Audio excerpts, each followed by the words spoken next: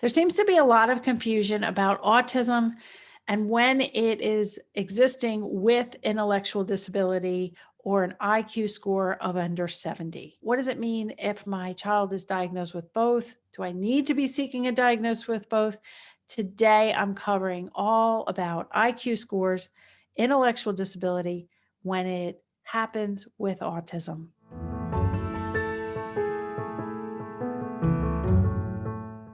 Hi, I'm Dr. Mary Barbera, autism mom, board certified behavior analyst, and best-selling author. Each week, I provide you with some of my ideas about turning autism or signs of autism around.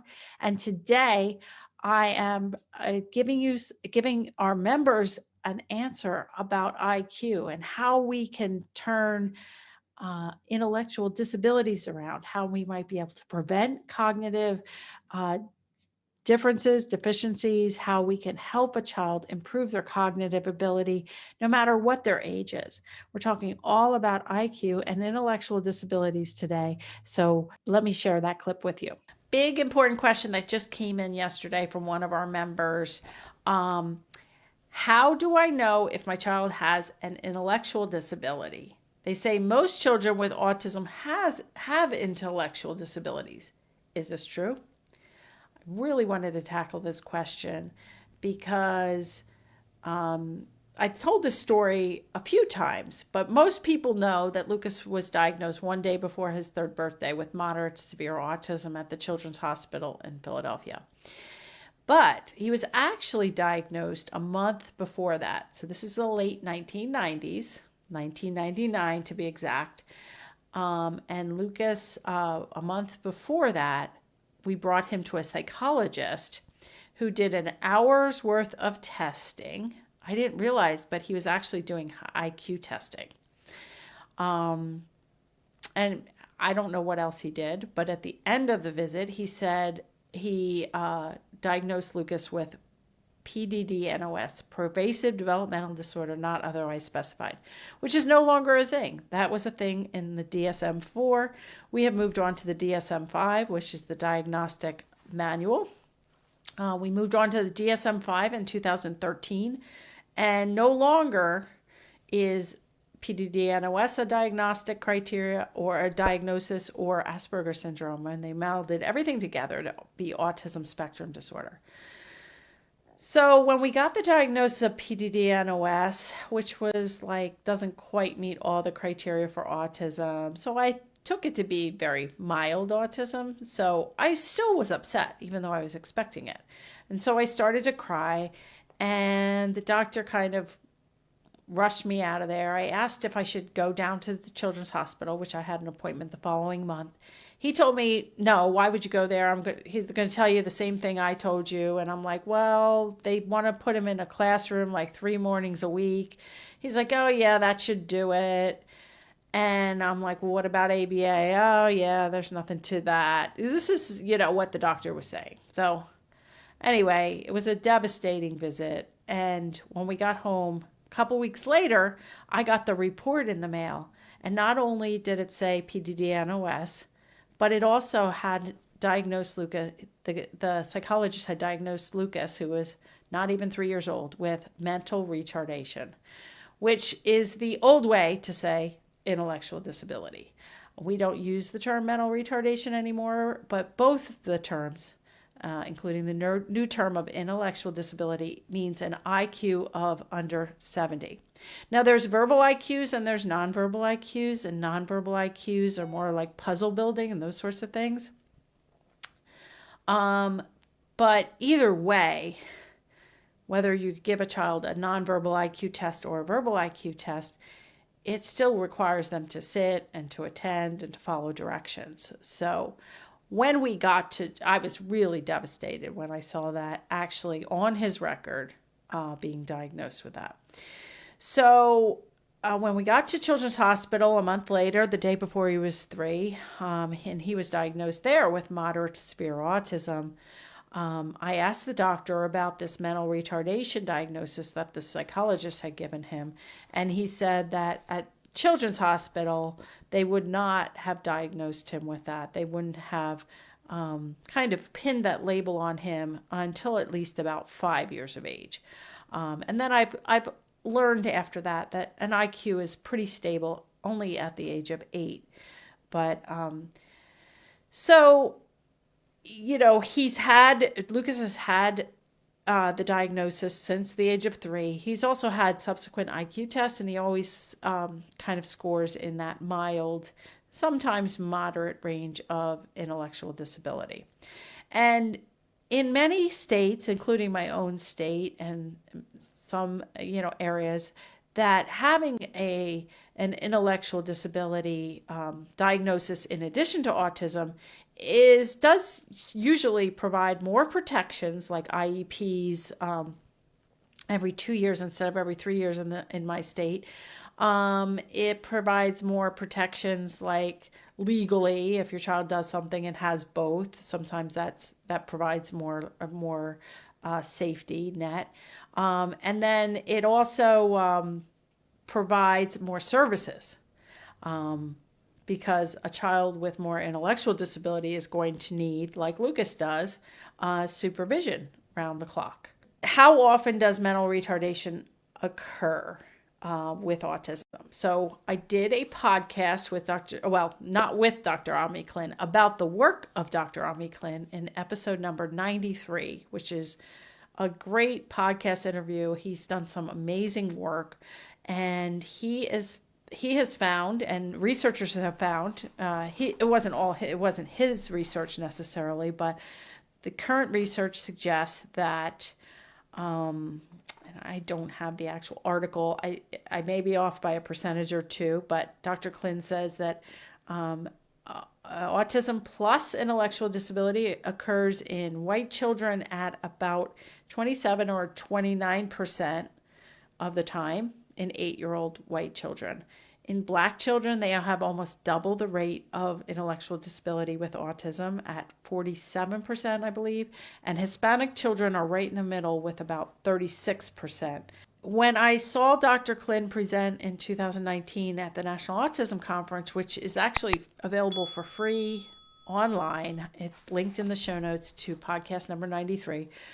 I asked Dr. Klin, I said, do you think autism can be prevented? And he said, no, I think based on my research with eye tracking and twins, that the autistic gene is present. And but I do believe, based on my research and the research of others, that language disorders, behavioral issues, and intellectual disability can be prevented, reversed, and remediated in many children with autism.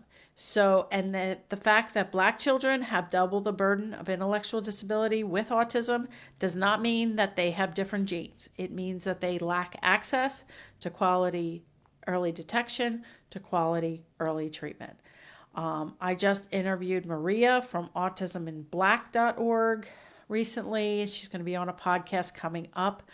And she was not aware of these new statistics, but it is really important that no matter what race you are or how old your child is, that we do everything in our power to get a child to be as high functioning as possible and not to have as little intellectual disability or no intellectual disability. And nobody has a crystal ball to look backwards or forwards, but we do need to make sure that we are doing what we can to engage a child, to teach them language in the right way, to teach them other skills in the right way.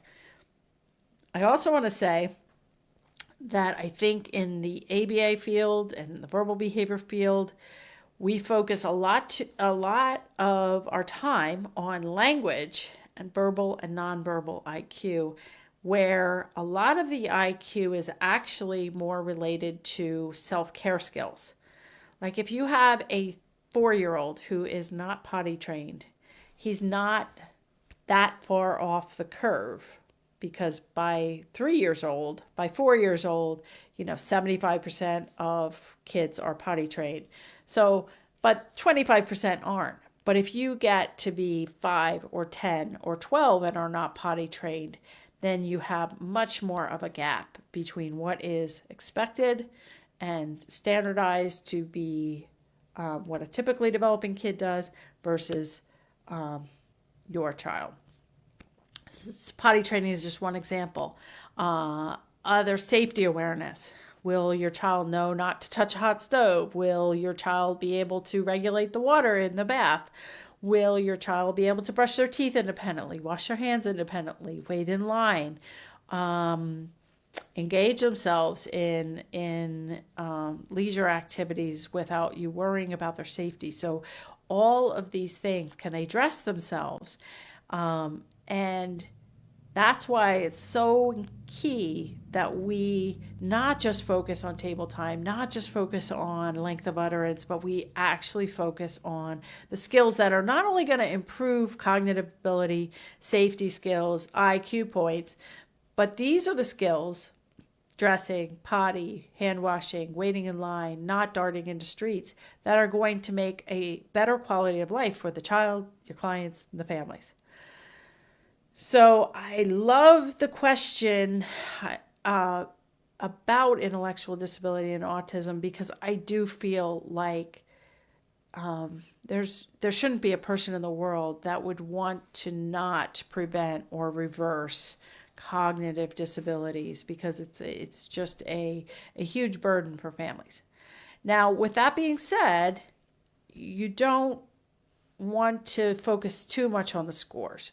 You know, if you have a 5-year-old or you have a 6-year-old or 8-year-old and they're making progress, you are doing the right things, and you and your family are adamant that you do not want that extra diagnosis, you don't have to get one. You don't have to pursue it.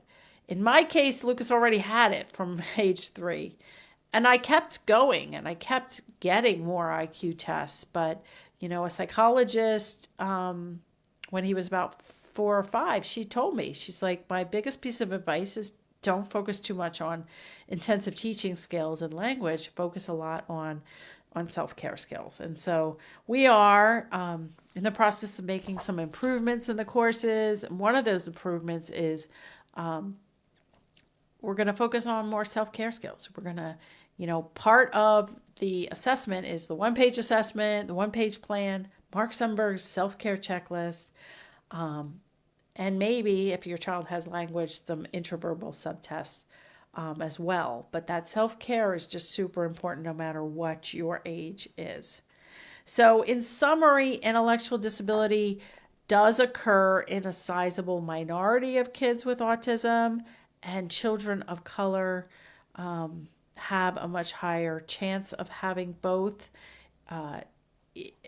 Our job is to work to reduce the chances of intellectual disability, especially at the first signs when your child is very young. And as your child gets older, to focus on skills like self-care skills, safety skills, and language skills to not only improve their cognitive ability, improve their ability to follow directions, but also improve their safety and their quality of life. I hope you enjoyed that short excerpt from our monthly Q&A call with my members of my Verbal Behavior Bundle courses. If you would like to learn more about joining our courses and community, you can attend a free online workshop at marybarbera.com/workshop. And if you like this video, I'd love it if you would share it with somebody else that might benefit. Leave me a thumbs up, leave a comment, and I'll see you right here next week.